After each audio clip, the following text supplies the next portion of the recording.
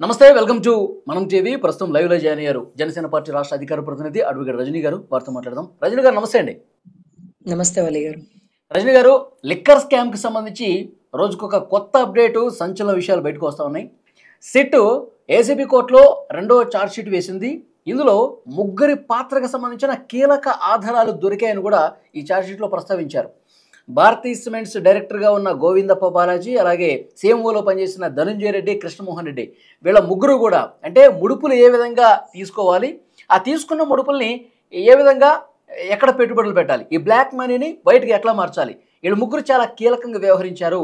వీళ్ళ call data, recordings, Google takeout అన్నీ కూడా పక్కా ఆధారాలతో మాకు దొరికినాయి అని చెప్పి ఈరోజు కోర్టులో సబ్మిట్ చేశారు. మేడం, ఎలా చూస్తారు? నమస్తే వలి గారు.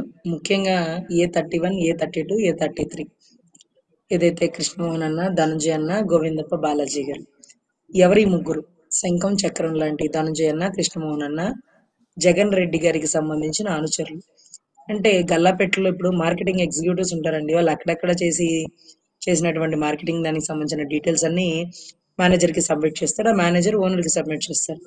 అటువంటి మేనేజర్ అంటే పాత్రలో ఉన్నవారు వీరు.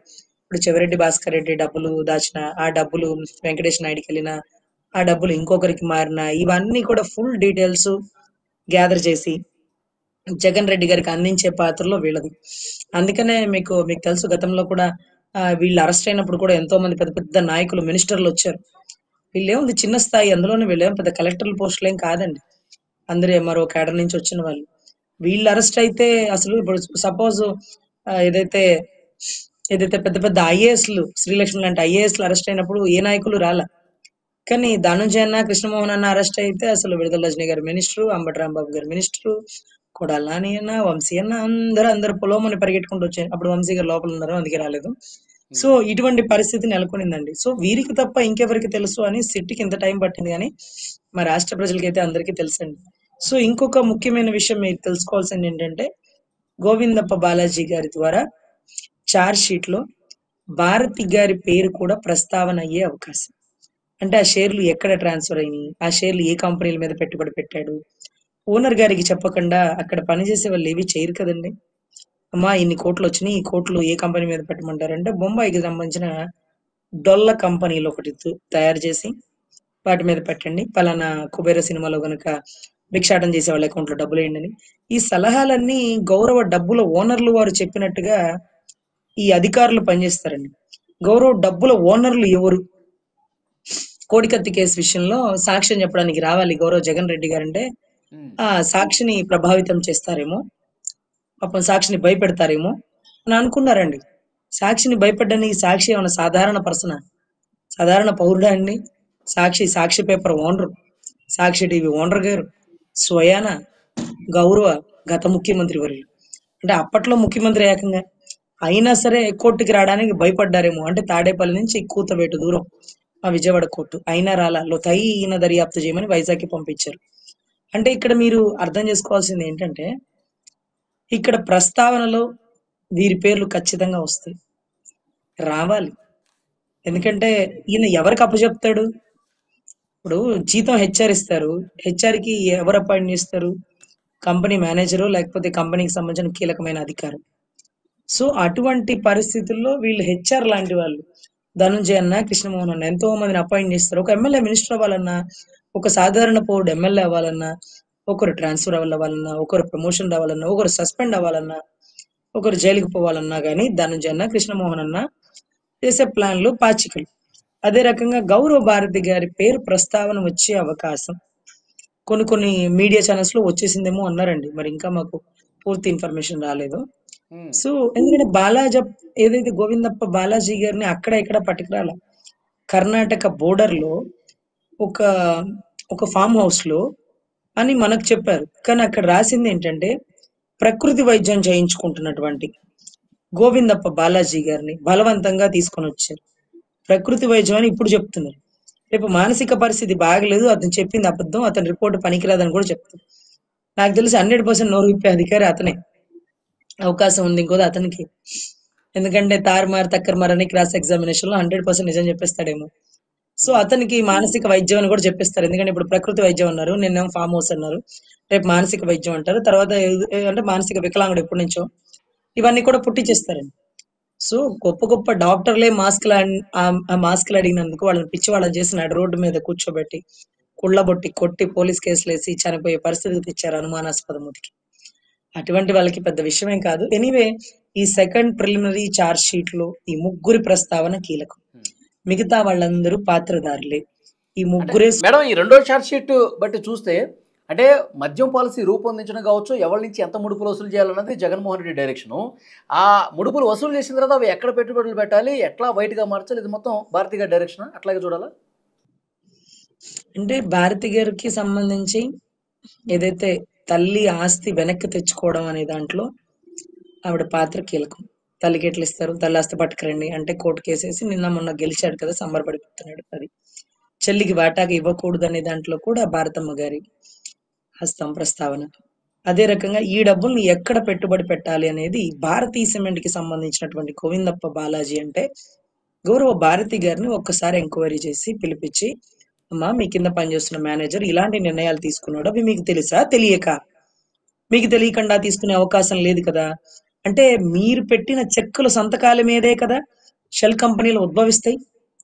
మీకు చెప్పకుండా చేశాడనడానికి ఈ చెక్కుల మీద సంతకాలు మీరే కదమ్మా పెట్టింది, ఈ సంతకం మీదేనా? Correct correct correct. ఇదే ఏ ఇయర్ లో పెట్టారు? 2022 కదమ్మా. Very good. 2023 కదా, అదే సిగ్నేచర్, ఈ సిగ్నేచర్ మీదేనా? మీరు పెట్టారు కదా. అంటే తెలియదంటే ఎలా అమ్మా? తెలుసు కదా. మీరు ఒక 18 కోట్లు దీనికి, 18,000 కోట్లు దానికి, 1800 కోట్లు ఇంకో దానికి పంపించినారంటే మీకు తెలియకుండా ఎలా జరుగుతుందమ్మా? ఈ సిగ్నేచర్ మీదేనా, ఈ అగ్రిమెంట్ మీదేనా, ఈ షెల్ కంపెనీ మీరే కదా రిజిస్టర్డ్ అయింది. సో ఇవన్నీ కూడా యాజ్ పర్ సిట్ దర్యాప్తులో భాగమేనండి. కానీ ఏ దర్యాప్తులో భాగమైనప్పటికీ ఆమెను ముందు పిలిపించాలి.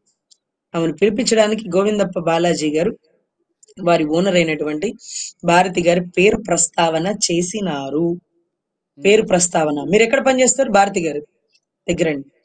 మీరు అంటే మేడం టెక్నికల్ ఎవిడెన్స్లు కూడా కొన్ని సంపాదించి పెట్టారంట. ఏ గూగుల్ టేక్అవుట్లు కావచ్చు, కాల్ రికార్డింగ్స్, వాట్సాప్ చాట్లు ఇవన్నీ ఉన్నాయంట. అంటే గూగుల్ టేక్అవుట్ అంటే ఎవరిని ఎక్కడ ఏ టైంలో కలిసారన్నది కూడా రికార్డ్ అయి ఉంటుంది. మరి భారతి గారితో భేటీలు కూడా ఆ సమాచారం ఉండొచ్చుగా? 100%. అదే మీకు చెప్తున్నాను ఏంటంటే, అంతఃపురంలో ఆ నాలుగురు అనే కథను ఎప్పుడు వచ్చిందంటే, గూగుల్ టేక్అవుట్ లొకేషన్ లో నాకు ఫోనే లేదన్న జగన్ గారి ఫోన్ పక్కన ఈ 4 ఫోన్లు ఉన్నాయి. ఆ పక్కన ధనంజయ్ గారి ఫోన్.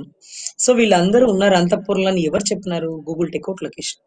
అదే రకంగా గోవిందప్ప బాలాజీ గారు, నేను గతంలో ఆమెను కలిసి సంవత్సరం పైచులకైంది. అవునా, ఫిబ్రవరి 2వ తారీఖు మధ్యాహ్నం 2:30 నుంచి రాత్రి 7 వరకు మీరు ఆవిడ పరిసర ప్రాంతాల్లో ఉన్నారు. ఇది జూబ్లీహిల్స్ దగ్గర పలానా లొకేషన్ చూపిస్తుంది, పలానా బంజారా హిల్స్ బలానా దగ్గర లొకేషన్ చూపిస్తుంది. ఇవన్నీ అడుగుతారు, ఇవన్నీ స్క్రీన్ మీద చూపిస్తారు. మీకు తెలుసో లేదో, వివేకానంద రెడ్డి గారి మర్డర్ కేసులో కూడా అవినాష్ గారు నేను అక్కడ లేనండి, నేను ఎక్కడో ఆ ఊరు ఆ ఊరికి ప్రచారానికి వెళ్ళానంటే, లేదండి రాత్రి మీ లొకేషన్ అక్కడే చూపించింది. గౌరవ వివేకానంద రెడ్డి గారి మర్డర్ కేసులో ఎవరెవరి ఫోన్ లొకేషన్ ఉన్నాయో వారి ప్రకారమే పట్టుకున్నారు. కేసును పూర్తిగా ఛేదించినారా, అది ఎక్కడ దాకా వచ్చిందనే సెకండరీ థింగ్ అని, బట్ టెక్నికల్ ఎవిడెన్స్ వల్ల దొరికారు. లేకపోతే దస్తగిరి అనుకొని అక్కడతో కేసు క్లోజ్ చేయాల్సిందే. కానీ మేం కాదు, మాకు తెలియదు. భాస్కర్ రెడ్డి గారు అయితే అసలు నేను ఇంట్లోకే రాలేదు. అవునా, ఇంటికి దగ్గరలో మీ ఫోన్ వచ్చింది, ఇంటికి లోపల మీ ఫోన్ వచ్చింది, బెడ్రూమ్ కి 2 అడుగుల దూరంలో మీ ఫోన్ లొకేషన్ తెలిపింది.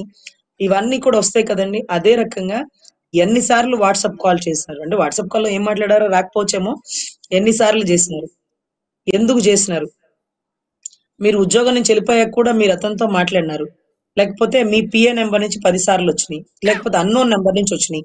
ఆ అన్నోన్ నెంబర్ గల వ్యక్తి మీ ఆఫీస్ లో పనిచేస్తున్నాడని మా సమాచారం. ఇదిగోండి, అన్నోన్ పర్సన్ పలానా శివశంకర వరప్రసాద్.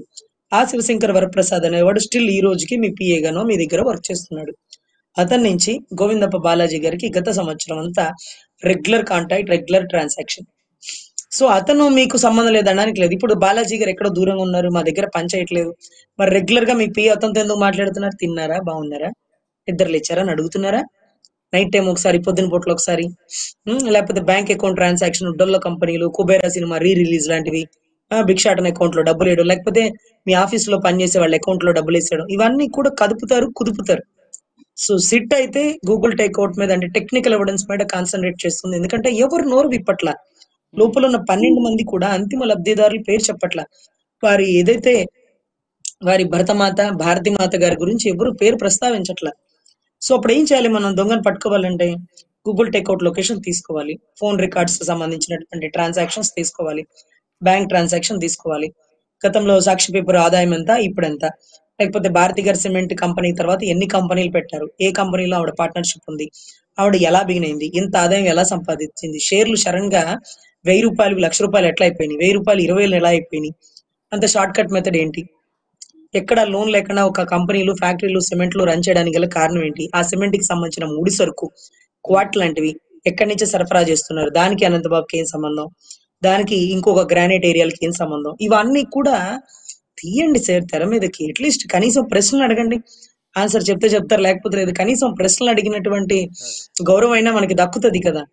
మేడం, ఇప్పుడు ఈ రెండో ఛార్జ్ షీట్ తర్వాత జగన్మోహన్ రెడ్డి గారికి కూడా నోటీసులు ఇవ్వబోతున్నారని ఒక ప్రచారం అయితే బలంగా ఉంది. అట్లా ఉండే అవకాశం ఉందంటారా? సార్ ఈ ఈ ప్రిలిమినరీ ఛార్జ్ షీట్ తర్వాత భారతి గారికి నోటీసులు అందే అవకాశం దృఢంగా తెలుస్తుంది. దాని తర్వాత అంతిమ లబ్ధిదారుడి పేరు అనేది తెర మీదకి వచ్చే అవకాశం, అది కూడా ఫైనల్ ఛార్జ్ షీట్ లోనే.